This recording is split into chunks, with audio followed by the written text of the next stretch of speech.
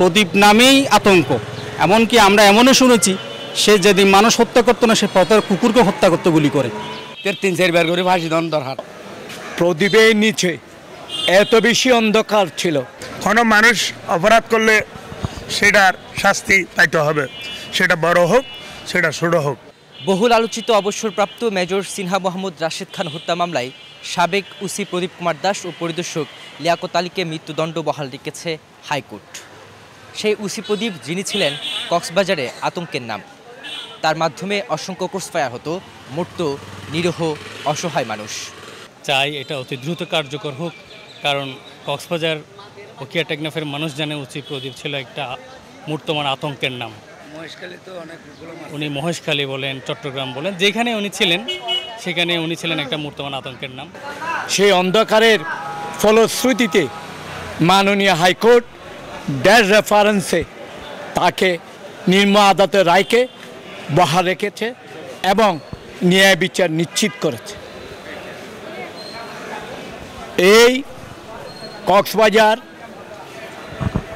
দায়রা আদালত 15 জানুয়ারি 1985 সালে প্রতিষ্ঠার পর থেকে আজ পর্যন্ত যতগুলো মামলা এখানে হয়েছে, সবচেয়ে বেশি চাঞ্চল্যকর মামলা হচ্ছে মেজর সিনহা মামলা। যেহেতু এখানে আসামি হচ্ছে প্রাক্তন ওসি, সাবেক ওসি এবং ভিকটিম হচ্ছেন সাবেক সামরিক কর্মকর্তা, তাহলে মনে রাখতে হবে এই মামলা কত সেন্সিটিভ ছিল। যে ওসি প্রদীপ একদম এসআই লেভেল থেকেই কক্সবাজার অনেকদিন দীর্ঘত কর্মরত ছিল এবং তার যে একটা আতঙ্ক, প্রদীপ নামেই আতঙ্ক। এমনকি আমরা এমনও শুনেছি সে যেদিন মানুষ হত্যা করতো না সে পথের কুকুরকে হত্যা করতে গুলি করে। তাহলে একজন এই আইনের মানুষ হয়ে যে তার একটা হত্যার যে নেশা, আইনের বর্তমান যারা পেশায় কর্মরত আছে তারা অন্ততপক্ষে এখান থেকে শিক্ষা নেবে, যে আমরা শিক্ষা নেব যে আমরা প্রত্যেকের জীবনে যে আমি অন্যায় করলে অন্যায় শাস্তি একদিশে ভোগ করতে হয়।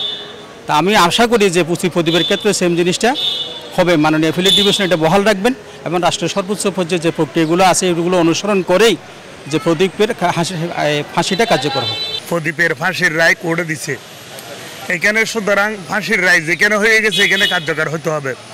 কারণ ওই ফাঁসির রায় যদি কার্যকর না হয়, এই যে যারা আইনের প্রতি শ্রদ্ধাশীল আছে, যারা আইনের প্রতি বিশ্বাস করে, বাংলাদেশের মানুষ অবশ্যই আইনের প্রতি আমরা শ্রদ্ধা করি এবং আইনের প্রতি আমরা বিশ্বাসী।